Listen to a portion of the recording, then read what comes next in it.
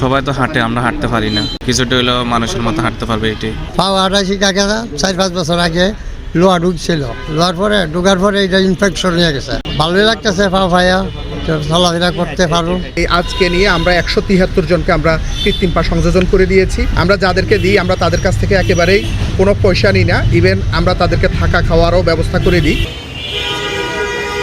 পাও হাঁটাইছি কাকে 4-5 বছর আগে লোহা ঢুকছিল, ঢুকার পরে এটা ইনফেকশন হয়ে গেছে।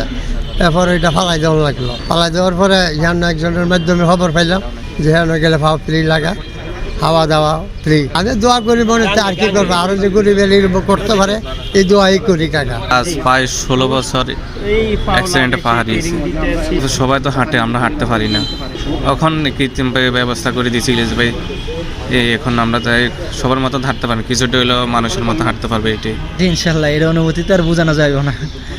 আলহামদুলিল্লাহ অনেক ভালো লাগতেছে। স্যারকে অসংখ্য ধন্যবাদ, এত সুন্দর একটা উদ্যোগ নিয়ে আমাদের মতন হতদরিদ্র লোকের এত সুন্দর সহযোগিতা। অসংখ্য ধন্যবাদ স্যারকে। নোয়াখালী থেকে আসছি, আমাদের হান্নান ভাই কল দিল আমাদের কাছে, পরে আসি পাও দিছে। হান্নান ভাই এখানে ঘর ভাড়া লইছে, ঘরের মধ্যে রাখছে, তাকে খানা খরচ সব হান্নান ভাই চালাইতে আছে। পাও পেয়ে আলহামদুলিল্লাহ ভালো লাগছে।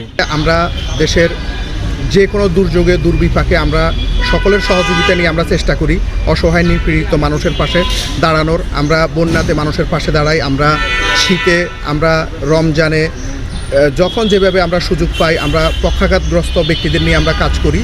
তার একটি বড় কাজ হলো আমরা এই কৃত্রিম পা সংযোজন করি। আমরা এই আজকে নিয়ে আমরা 173 জনকে আমরা কৃত্রিম পা সংযোজন করে দিয়েছি।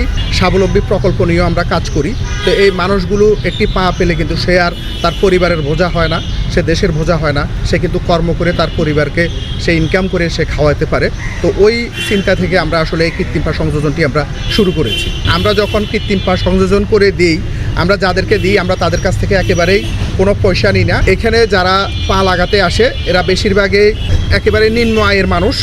আমাদের কিছু ডোনার আছে যারা আমাদেরকে এই লোকগুলোর জন্য বা আমাদের সকল কর্মকাণ্ডের জন্য যারা সহায়তা করে।